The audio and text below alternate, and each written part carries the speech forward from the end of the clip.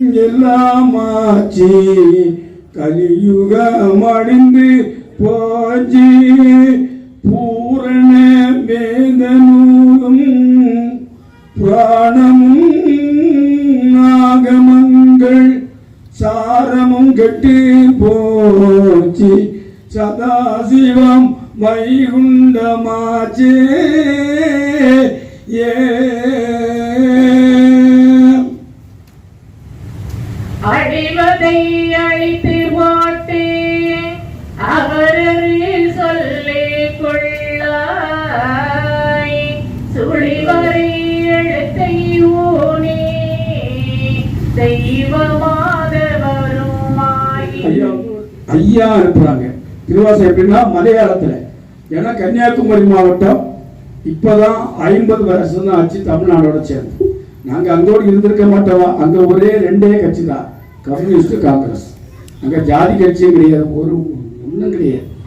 நாங்க அங்க கன்னியாகுமரி மாவட்டம் தமிழ்நாடோட சேர்ந்தது தான் தப்பு. ஐயா இருந்த காலத்துல மலையாளம், அதனாலதான் ஐயா வாய் திறந்து மலையாளத்தில் படிச்சிருக்கீங்க பார்த்தீங்களா? மலையாளம் திருவாசகம் ஐயா சொல்றேன். மலையாளம் இருக்காதுல, நம்ம அவருக்கு உடம்பு இருக்கா இல்லையா? உடம்பு இருந்ததுனால தானே மலையாளத்தை சொன்னான். உடம்பே இல்லை அப்படின்னா எப்படி மலையாளம் வந்துன்னு கேட்டேன். மலையாளத்தில் தான் பேசியிருக்காங்க பாருங்க. பிறந்து கொண்டிருக்கும் நட்சத்திரத்தில் குதிச்சு கொள்ளும் தன்னே, மாழ்வதும் ஆண்டு கொள்ளும் தன்னே. ஐயா திருவாய் மலர்ந்து எழுதிய திருவாசகம். முடிக்கப்பட்டது முடிச்சு கொள்ளும் தன்னே, முடிக்கப்பட்டது கண்டு கொள்ளும் தன்னே. ஒரு நெல் எடுத்துடைக்க நாடு கேட்டுக்கொள்ளும் தன்னே. இது மலையாளம். இதா அப்படி மலையாளத்தில் ஐயா சொன்னாங்க. திருவாசகம் சொல்லி ஐயா மக்களுக்கு சொல்லும்போது மக்களுக்கு அடுத்த பிரச்சனை இருக்குது. இவன் எல்லாம் தீர்ந்து பேய்கள் பெரும் பிரச்சனை. ஒண்ணு ஐயா பார்த்தாங்க. ஒரு ஆண்டு 1.5 ஆண்டு கழித்து பார்க்கிற பொழுது பேய்களை எரிக்கணும்னு நினைக்கிறாங்க. நினைச்சோட பிரம்மதேவர் நினைக்கிறார். பிரம்மதேவர் மானசீக குதிரை நிற்கிறாங்க. ஐயா பேய் கணக்கு வாசிக்க சொன்னாங்க. நான் சொல்ல பாருங்க, ஆதி நாராயணர் இந்த அடிகரி யுகத்திலே பதி வைகுண்டம் என்று வந்த அன்னே பிசாசு ஒழிந்து போனார். ஐயா என்றைக்கு இந்த பூமியில வந்தாரோ அன்றைக்கு அதர்மம் அழிந்தது, தர்மம் ஸ்தாபிக்கப்பட்டது. அதர்மமாக இருந்த எல்லாமே அது பேயா இருக்கட்டு அப்படின்னு சொல்லி யாராவது ஐயா வழி என்னன்னு கேட்ட சொல்லணும். எப்படி நாரணர் வைகுண்டமாக இந்த விருத்தத்தை எல்லாரும் படிங்க, காணாம மனப்பாடம் பண்ணுங்க. யாராவது ஐயா வழின்னு கேட்டா என்ன சொல்லணும்? நாரணர் வைகுண்டமாகி நாட்டில் வந்த அண்டே காரணம் எல்லாமாச்சு கலியுக அழிந்து போச்சு. பூரண வேத நூலும் புராணமும் ஆகமங்கள், இதுக்கு முன்னாடி வேதங்கள் ஆகமங்கள் எல்லாம் சாரம் கெட்டு போச்சு. சதாசிவம் அந்த சிவபெருமானம் நான் எல்லாமே வைகுண்டமாச்சு இல்லையா? இப்ப ஐயா பேய்களை இருக்கணும்னு நினைச்சாங்க. இருக்கணும்னு நினைச்ச உடனே பேய்களுக்கு மேல காந்தல் பயங்கரமான குத்து, காது குத்து, வயிற்று குத்து, மேலனா காந்தல். உடனே பேய்கள் எல்லாம் குடிச்சு நம்ம ஐயா சொன்னாங்க இல்லையா? எப்படி ஒதுங்குங்கன்னு சொன்னா கேட்கல. இப்ப நம்ம எதுக்கு ஏடு வாசிக்கிறோம்? திருந்துங்க இல்ல நாங்க பழைய போலதான் வாழ்வோம்னு சொல்லி நரகத்துக்கு போங்க. நரகத்துக்கு போகாமல் இருப்பதற்கு ஐயா சொல்ற உபதேசம் இல்லையா? பேய்களுக்கு சொன்னாங்க கேட்கல. இப்ப அவைகளே சொல்லுது பெரியோர் உழைத்ததெல்லாம் நம்ம சின்னதா நினைச்சதுனால நமக்கு இது ஆட்சின்னு சொல்லி நமக்கு ஜாமீன் தந்த நாரதர்கிட்ட போய் சொல்லுவோன்னு எல்லா பேய்களும் ஒருபோல அங்கே கோபிங்கில் வாழ்கிற நாரதர்கிட்ட சுவாமி அபயம் சொல்லிச்சு. நாரதர் கேட்டால் என்ன பிசாசிகளே என்ன விஷயம்? வைகுண்டர் வந்திருக்கிறார், மக்களுக்கு மண்ணு தனியார் நோய் தீர்க்கிறார், சாகாத வாழ்வு ஜனங்களுக்கு கொடுக்கிறார். இந்த செய்தியை பேய்கள் தான் நாரதருக்கு சொன்னது. எவ்வளவு பெரிய சத்தியம் பாருங்க. ஒண்ணு நாரதர் வைகுண்டருடைய வார்த்தையை கேட்ட உடனே செவி அறைந்து வாய் அறைந்து கோப்பவர்ணம் போட்டு மண்ணில விழுந்து ஒன்றுறாரு. ஒன்று சொல்றாரு, வல்லாத்தா நல்லோ வைகுண்ட மாபுரம். இதுக்கு உணரும் ஐயானா என்ன? வல்லாத்தா நல்லோ வைகுண்ட மாபுரம். அவர் நாமும் கேட்டார், சக்தி சிவன் வரைக்கும் சிந்தை பதறணுமே, பொல்லா பிசாசிகளே கொண்ட விதி உங்களுக்கு. இனி எவருடைய மூப்போ உலகத்தில் செல்லாது, எல்லாம் அவர் மூப்புக்குள், எல்லாம் அனைத்தும் அவர் மூப்புக்குள் அடங்குது. இனி நீங்க படைக்கிறீங்களா இல்ல உயிரோடு இருக்கிறீங்களா என்கிறது தீர்மானிப்பது அவர்தான் என்று சொல்லி எல்லா பேய்களையும் கூட்டிக் கொண்டு சாமி தோப்புக்கு நாரதர் வருகிறார். வந்தவுடனே ஐயா சொன்னாங்க, பேய்களை எரிக்கணும்னு நினைச்ச நாரதரை கூட்டிட்டு வந்துட்டீங்க. ஒண்ணு கூட நவாம பார்த்துக்கிடுங்க. உன்னை நாரதரை நெல்ல ஐயாவிட்ட வந்து, ஐயா என்ன நாரதரே, ஐயா என்ன நாரதரே, ஐயா ரெக்கமெண்ட் பண்ற, ஐயாவிட்ட ரெக்கமெண்ட் நடக்குமா? நல்ல அதிகாரிகிட்ட போய் ரெக்கமெண்ட் பண்ண முடியுமான்னு கேட்கிறேன். முடியவே முடியாது. அதனால இவர் ஐயா ஐயான்னு சொல்ல, என்ன நாரதரே என் பேய்களுக்கு ஒரு தடவை கூட பாவ மன்னிப்பு கொடுங்க. ஐயா சொன்னார், நான் வந்த உடனே இந்த பேய்கள் அழிந்திருக்க வேண்டும். நான் 18 மாத காலம் இல்லையா, 18 மாத காலம் இந்த பேய்களுக்கு நான் நேரம் கொடுத்தேன். இனி ஒரு மணி, ஒரு நிமிடம், ஒரு நொடி கூட பேய்களுக்கு இல்லை. உடனே அந்த நாரதர் என்ன சொன்னார் தெரியுமா? நாரதர் என்ன சொன்னார்? மூவரும் அங்கே ஒடுங்கி இருக்கையிலே யார்தான் எதிர்த்து இல்லை என்று சொல்லுவது சொல்லி அப்படியே ஆடி போயிட்டாரு. ஐயா பேய்களை இருக்கிறார். சொன்ன எல்லா பேய்களும், இந்த பேய்னு சொன்ன யாரு? நம்ம தான். தெய்வம் யாரு? நம்ம தான். பேய் நம்ம தான். பேய் நம்ம தான் இல்லையா? நம்ம உடம்புக்குள்ள இருக்கிற அசுத்தாவிக்கு பேர் தான் பேய். பரிசுத்தமான ஆவிக்கு பேர் தான் தெய்வம். அசுத்தத்தை மாற்றி மக்களை பரிசுத்தமாக்க வந்த கடவுளுடைய கதையை தான் நம்ம படிச்சுட்டு இருக்கிறோம். இவர் மக்கள் எல்லாம் பேரை ஆடி ஆடி சத்தியம் செய்து எல்லாம் சுருண்டு விழுந்தது. தர்மசிஷர் பதாடித்த மக்கள் மறுபாழ்வு பெற்றார்கள். புரிஞ்சுக்கிட்டு அந்தங்களே, நம்ம அதுக்கு முன்னாடி நம்ம முஞ்சல பார்த்தீங்கன்னா அப்படியே அப்படி இருந்து இப்ப எல்லாரும் அழகா இருக்கீங்களா இல்லையா? இதுதான் தெய்வீகம் இல்லையா? இப்படியாக மருத்துவ மலையில போய் வைகுண்டா நாங்கள் செத்து போறோம்னு அக்கினியில சாடியது. அங்கே ஆடி வைத்துக் கொண்டிருந்த இடையர்கள் பேய்கள் எரிந்து கருதி சாவதை சொன்னார்கள். மக்கள் இயல்பாக அறிந்திருக்கிறாங்க. அடுத்ததாக மந்திரவாதம். நிறைய பேர் அப்படித்தான் இங்கேயே சொல்லிடுவாங்க, உனக்கு பக்கத்து வீட்டுக்காரன் செய்யணும். அவன் கண்டதோ இல்லை, கேட்டதோ இல்லை. நீங்க கேட்கிற மூணாவது வீட்டு, உனக்கு மூணாவது வீட்டுல செய்வனா வச்சிருக்கான். அதனால அவனுக்கு இது சம்பந்தமே இருக்காது. சண்டைக்கு எங்கேயாவது குறை உண்டா? அதனால இந்த செய்வினைங்கிறது நம்ம செய்த நல்வினை தீமை. யாரும் உங்களுக்கு தீமை செய்ய முடியாது, நல்லது செய்ய. நல்லா பதிவு பண்ணிருக்க ஐயா. இதான் அறிவினுடைய உச்சம். செய்வினைகள் கிடையாது. இருந்த மக்கள் மனதில் அது இருக்குன்னு சொல்லி ஐயா மந்திரத்தை அழிக்க நினைச்சார். இந்த காணிக்காரர்கள் மலையில கூடாரம் விட்டு இந்த பேய் பிசாசுகளை வச்சு மக்களை ஏமாத்திக்கிட்டு இருந்தாங்க. இப்ப அங்க இருந்த கூடாரத்தை மலை மிருகங்கள் எல்லாம் பீத்து எறிந்தது. இவங்க அடிச்சு பார்த்தாங்க, கம்பை எழுதி பார்த்தாங்க, பட்டாசை கொளுத்தி பார்த்தாங்க, மிருகம் விலகல. கடைசியில 1 கோடி பூ ஓமக்குட்டை வளர்த்து 1 கோடி ஓம் குட்டிச்சாத்தான் வருக, ஓம் பிசாசு வருக, ஓம் பாதை வருக, ஒன்னையும் காணல. ஏன் காணல? ஐயா எரிச்சு போட்டாங்க. இது விசுவாசம் இல்ல. ஐயா இருக்கிறான் அப்படின்னா அது விசுவாசம். நீங்க விசுவாசம் நம்பணும். ஐயா எரிச்சிட்டாங்க. 3 நாட்களாக 3 கோடி பூக்களை போட்டு மந்திரத்தை ஜபிச்சாங்க. பிசாசு வரல. இப்ப மனம் தளர்ந்து போய் மலை அடிவாரத்தில் இறங்கி அப்படி வராங்க.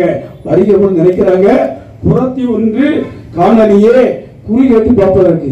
அப்ப அங்க ஒரு குரத்தி வரா. குறி சொல்லணுமா? குறி சொல்லணுமா? குறி யார் வரா? ஏழு படிக்கிறவங்களுக்கு தெரியும். சந்திரலேகா யார் வரா? பத்திரகாளியில உமையவள். அங்க பத்திரகாளி பேர, உமையவள் வேற. அது 2 நிலை. பத்திரகாளிங்கிறது அது எதிரே அடங்காது. அது மகாசக்தி. அது நாராயணனுக்கு தங்க மட்டும்தான். அதுக்கு சிவனுக்கு சம்பந்தம் கிடையாது. உமையவள், பராசக்தி, பகவதி இதெல்லாம் சிவனுக்குரியது. எல்லாத்திலும் சக்தி நிலை வேற. அப்ப அந்த உமையவள் ஏற்கனவே சொன்னா இல்லையா, எனக்கு குரத்தி வெட்டி தந்து உனக்கு திருவோடு தந்து அப்படி குறி சொல்லணுமான்னு சொல்றான். உனக்கு குரத்தி கட்டவுடனே அவங்க காய்கறி தேன் இதெல்லாம் பறிச்சு கொடுக்குறாங்க. சாப்பிட்டு முடிச்சுட்டு என்னுடைய பசி சாரம் தீர்த்தீர்கள். இனி உங்களுடைய துயரம் ஓடணும்னா, உங்களுடைய துயரம் உலக மக்களுடைய துயரம் ஓடணும்னா உங்களுக்கும் தங்களுக்கும் எங்களுக்கும் சகல உயிர் ஐயா யாரை கடவுள் எல்லா உயிருக்கும் எல்லா உலகத்திலும் தங்களுக்கும் எங்களுக்கும் சகல உயிர்களுக்கும் நாயகமாய் வந்திருக்கிறார். வாசம் மணக்குது வையக வீரன். ஐயா வருகை கலியுகத்தை மட்டுமல்ல 14 லோகத்தையும் புனிதப்படுத்துகிறோம். வையக வீரனும் வாசம் மணக்குது. நீங்க போய் உங்களுடைய துயரம் சொன்னா துயரம். அப்ப அவங்க நினைக்கிறாங்க நம்ம ஒண்ணுமே சொல்லலையே, இருந்தாலும் சொன்னாங்க என்று சொல்லி எல்லா மந்திரவாதிகளும் சாமி ஒப்பு வந்தாங்க. வந்த உடனே அவங்க தெரிஞ்சு போச்சு. அங்க போனா மறைமிருகம் கேளாது. இங்க ஐயா நம்ம விட போறது. ஐயா நாங்க எங்க மந்திரம் ஏழு இறக்கி அட்டை சித்தி ஒன்னு எடுத்துட்டு வந்துட்டா ஐயா சொல்லி எனக்கு எடுத்துக்கு உங்க மந்திரத்தை நானே செய்ய போறேன். அதனால எனக்கு நீங்க என்ன செய்யணும், எனக்கு இதை செய்ய மாட்டேன்னு ஒரு சத்தியத்தை மட்டும் செய்து கொடுங்க. உடனே அந்த மந்திரவாதிகள் சத்தியம் செய்து கொடுத்துக்கிட்டு ஐயாவிட்ட சொன்னாங்க, ஐயா நாங்கள் இந்த உலகத்தை ஏமாத்தி பிழைத்தோம். நீங்க என்ன பாருங்க, பரிகாரம் பார்க்கப்படும். பரிகாரம் எனக்கு பரிகாரம் நீங்க பார்க்க முடியுமா? என்னுடைய கர்மத்தை நீங்க பார்க்க முடியுமா? என்னது யாராவது பரிகாரம் பண்ணணும்? எவ்வளவு பெரிய ஏமாத்து பாருங்க. எங்க திருவிதாங்கூட எங்க வீட்டு பக்கத்துல ஒரு அம்மாவிட்ட வந்து ஒரு மந்திரவாதி சாமியார்கள் வந்து, ஏமா உங்க வீட்டுல பெரிய தோசை இருக்கு அப்படியா, அதுக்கு என்ன செய்யணும் சாமி, அது பரிகாரம் பண்ணணும். சரி பரிகாரம் பண்ணிடுறோம். உடனே ஒரு லிஸ்ட்ல பூஜைக்குள்ள சாதனை எல்லாம் கொடுத்தாங்க. எல்லாம் எழுதி வாங்கி வச்சாச்சு. பரிகாரம் என்னது, உங்களுடைய தாலிக்கு ஆபத்து இருக்கு, தோஷம் இருக்கு. சரி அங்க ஒரே பரிகாரம் நடக்குது. அடுத்து சொன்னா தாலியை கட்டி வைங்க, பூஜையில தாலியை கட்டி வைங்க. அது எத்தனை போகணும் தெரியாது. தாலி இருந்தாலும் செய்தித்தாள் டிவி வந்தது அப்படி வச்சா. அடுத்து வேற ஏதாவது நகை இருந்தாலும் கொண்டு வச்சிருங்க, நமக்கு அதை புனிதப்படுத்தலாம், பரிகாரம் பண்ணிடும். அவ அந்த நாய்க்கிறவங்க இல்லையா, அந்த மந்திரத்தினாலே அவங்களை என்ன செய்வாங்க, முகமாக்கி பண்ணிடுவாங்க. அவளுக்கு ஒண்ணுமே தெரியல, எல்லாத்தையும் கொண்டு கொடுத்தா வச்சான். வச்சுக்கிட்டு அவங்க எல்லாம் பார்த்துட்டு தானே வந்திருப்பான். ஏமா அந்த அர்த்தத்துல கழுத்துல தண்ணி இருக்கு, பூஜை தவிர பண்ணி தண்ணி இருக்கு. அவ தண்ணி எடுத்துட்டு வரதுக்கு முன்னாடி சாமியார மந்திரவாதிகளை ஏமாத்துக்காரன்னு காணவில்லை. இப்படி ஒண்ணு ரெண்டு பேரா, இதுதான் ஐயா தந்த வழிபாடு, பகுத்தறிவு. எந்த சாமியாரும் நம்பாத, எந்த மந்திரவாதியும் நம்பாத. உங்களுக்கு நீங்களே தீபமா இருக்க, உங்களுக்கு நீங்களே புகழமா இருக்க, வெளியில் எந்த புகலிடத்தையும் நாடாதீர்கள். இதுதான் ஐயா வழி, புரியுதா? அதனால அவங்க சொன்னாங்க, இதுவரைக்கும் உலகத்தை ஏமாத்தி பிழைச்சோம், நாங்க இனி மலையில பயிரிட்டு பிழைக்கிறோம். அதுக்கு பிறகுதான் மலையில அந்த கிராம்பு ஏலக்காய் இதெல்லாம் காப்பி தேயிலை, அதுக்கு முன்னாடி வர சுக்காப்பி தான் இங்க பிடிச்சிங்க. இந்த மந்திரவாதிகளை அழிச்ச பிறகுதான் மலையில வந்து மரவாத குலவாத எல்லாம் சொல்லி ஏமாத்தி வச்சிருந்தாங்க, மக்கள் போகல. அதுக்கப்புறம் தான் இந்த நறுமணம் தரக்கூடிய ஏலக்காய் கிராம்பு இந்த தேயிலை காப்பி இந்த குறுமிளகு இதெல்லாம் மலையில விளையக்கூடியது. அப்படி நாங்க பயிர் செய்து பழக்கவனை கேட்க ஐயா கொடுத்தாங்க. நீங்க நல்லா பயிர் செய்து வாழ்க்கை சொல்லி, நான் ஜெயித்தது அறியாம நீங்கள் திரும்பி செய்தா நாள்படியை கொண்டு கொண்டு நரகத்தை தள்ளுவேன் என்று எழுதி வச்சாங்க. மாந்திரன் கழுவி சூடு மாரண கருவு கோடு உபாந்திர தீது கேடி ஓரிய போய் போதாங்க ஏந்திய நினைப்பாசின் இது முதல் எல்லா விதிகளையும் ஐயா சாந்தி இங்கே சமாதானத்தில் எரித்து ஐயா தர்மத்தை வளர்த்து விட்டார். இந்த இடத்துல வாசல் நிறைவேறுகிறது. நாளை வந்து ஐயாவுக்கு ராஜ சோதனை, அதோட சேர்ந்து துவையல் தமஸ். துவையல் தமஸ் என்னது, சாப்பாட்டை கூட துவையல் வச்சு சாப்பிடணும். யாருக்கெல்லாம் துவையல் அரைக்க தெரியும்? துவையல் யாருக்கெல்லாம் எல்லாம் அரைக்க தெரியுமா? வாயில வைக்கக்கூடிய துவையல் அரைக்க தெரியுமா? வைக்கக்கூடாத அளவுக்கு தெரியுமா? வைக்கக்கூடாத அளவுக்கு தான் துவையல் அரைக்க தெரியும். எப்படி மிக்சியில போட்டு அரைப்பீங்க, அது துவையல் இல்லை, அம்மியில அரைக்கணும். முதல்ல மிளகு வைக்கணும், உப்பு வைக்கணும், புளி வைக்கணும், உளுத்தூள் வைக்கணும், சீரகம் வைக்கணும், தேங்காய் வைக்கணும், கறிவேப்பிலை வைக்கணும். இப்படி நீங்க வச்சு அரைச்சி பார்த்தா அதுதான் துவையல் தமஸ். நாளைக்கு ஐயா நம்ம நினைச்ச போறாங்க, துவைச்சு எடுக்க போறாங்க. பரிசுத்தாக இல்லையா, அதுக்கு பேர் தான் துவையல் தமஸ்.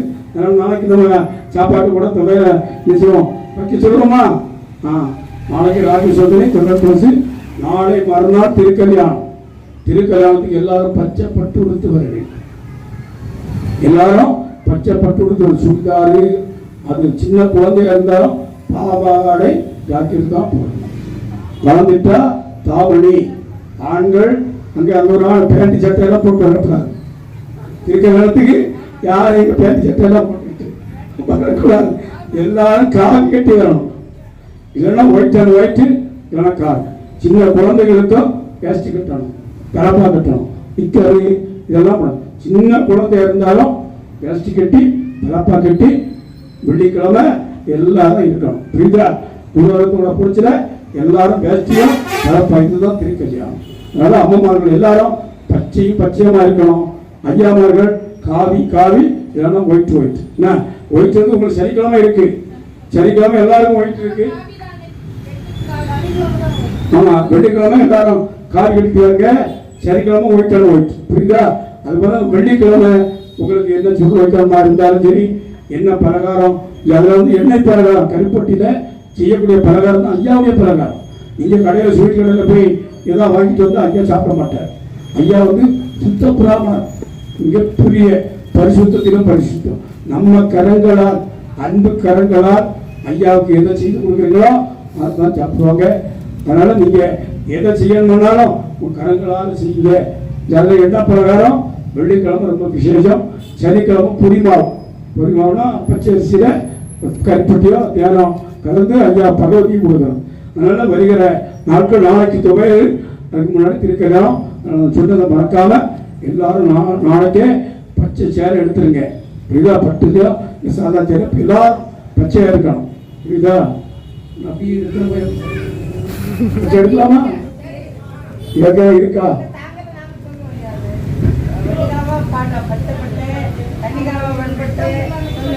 சரி சரி சரி ஐயா, ஐயா உண்டு. அங்கே அந்த வாசத்தை படிக்க அந்த கொடுக்குறோம். ஐயா உண்டு, ஐயா உண்டு.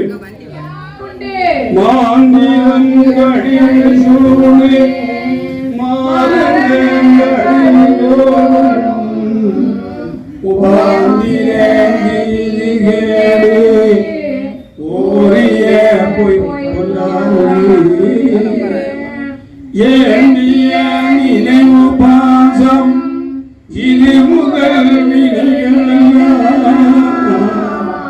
சாமியில் நீந்தி தர்மத்தை வழங்கா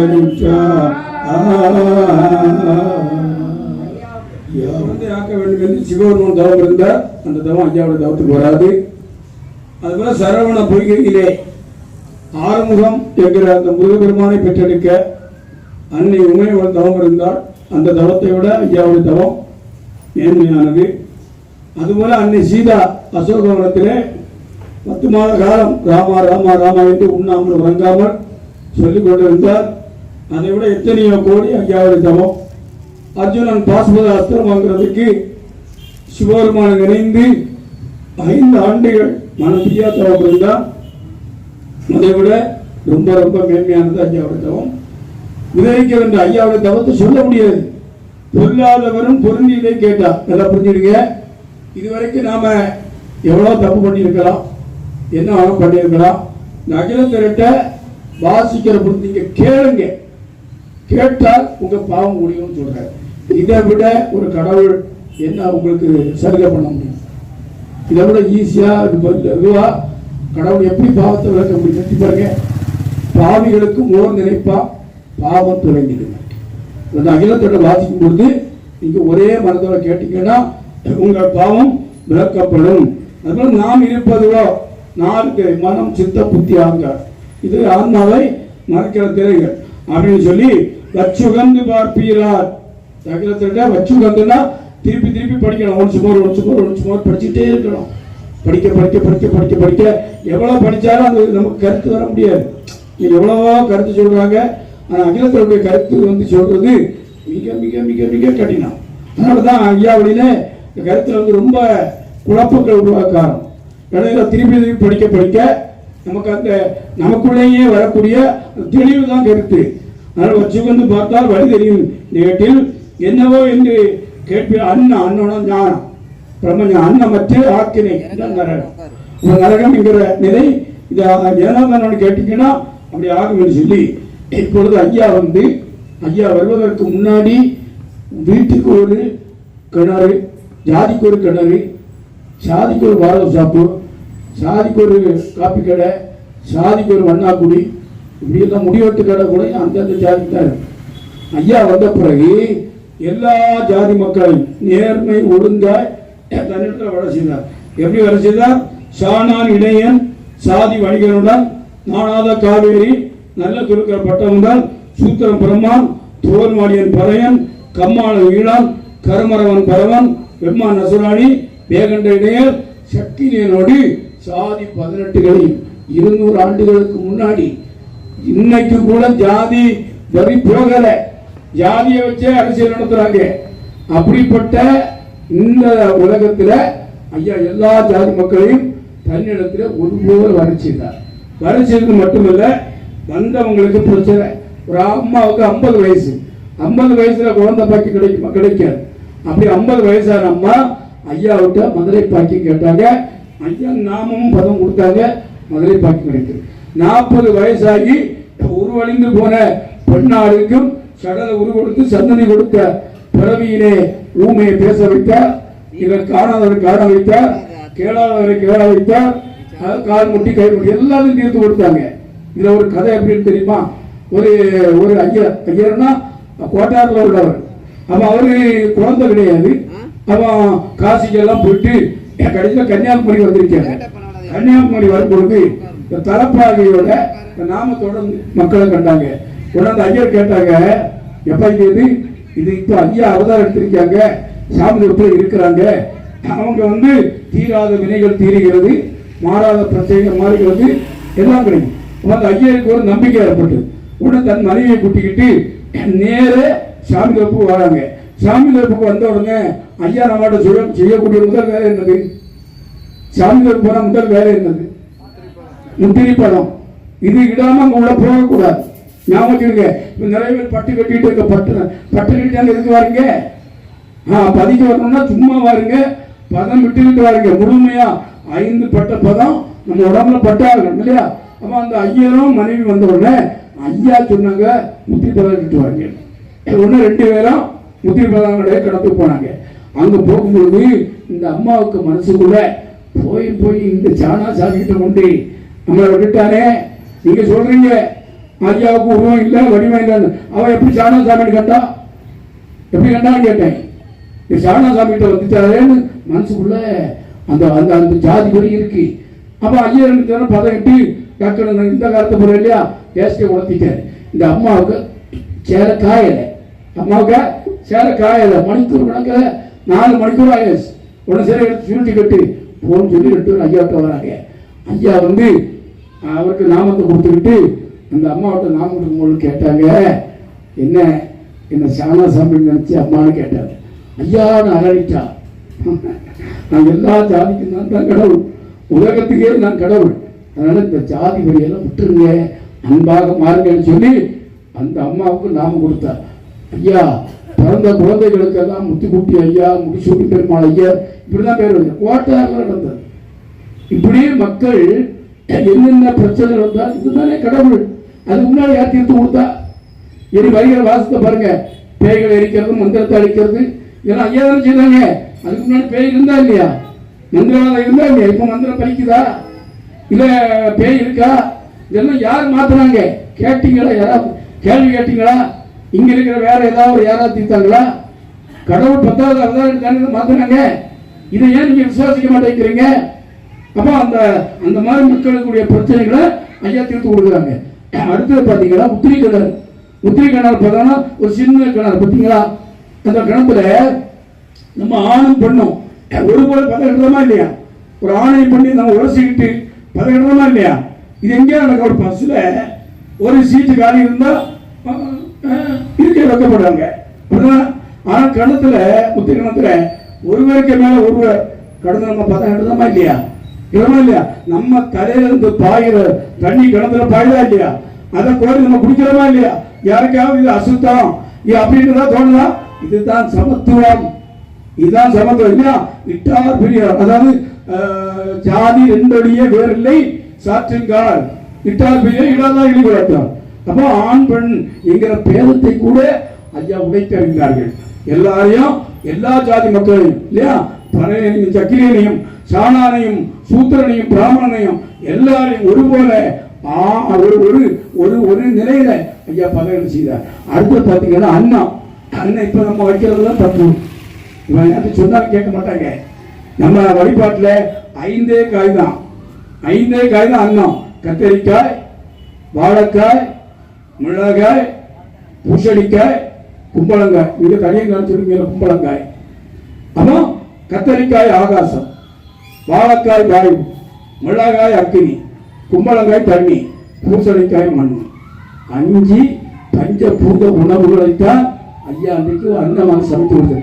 ஐயா இன்றைக்கு இப்ப பாருங்க, சாமி தோப்புல தருகிற அந்த பள்ளியறையில ஐயாவுக்கு நியமிச்சு தருகிற அன்னத்தை போல ருசி ஈரேழு 14 வீட்டுல கிடையாது. இங்க எந்த பைசார் ஹோட்டல்ல சாப்பிடுங்க, எப்படி அங்க எண்ணெய் விட மாட்டாங்க, தாளிக்க மாட்டாங்க, சும்மா மசாலை போட்டு இடிப்பாங்க, வாரி போலாம். ஐயோ நான் அதுக்கு வேண்டியே பறி போங்க, அங்க சாமி கும்பிடுறது எங்க கும்பிடலாம், அந்த அன்னம் கிடைக்கும். அதுக்கு வேண்டியே ஒரு கார் எடுத்துக்கிட்டு அதுக்கு 1000 ரூபாய் பெட்ரோல் விட்டுக்கிட்டு, நமக்கு 100 ரூபாய் கொடுத்தா ஹோட்டலில் சாப்பிடலாம், 1000 ரூபாய் காருக்கு பெட்ரோல் விட்டு இந்த அன்னம் சாப்பிடுவதற்காகவே எனக்கு எப்பெல்லாம் நேரம் கிடைக்குதோ நான் சாப்பிட்டு போயிடுவேன். அவ்வளவு ருசியான அன்னத்தை ஐயா இன்றைக்கும் நம்ம தந்துக்கிட்டு இருக்கிறாங்க. இதுதான் உலகத்திலேயே உயர்ந்த ஒரு சமத்துவ சன்மார்க்கம். இப்போ ஐயா வந்து திருவாய் மலர்ந்து திருவாசகம் வாசித்திருக்காங்க.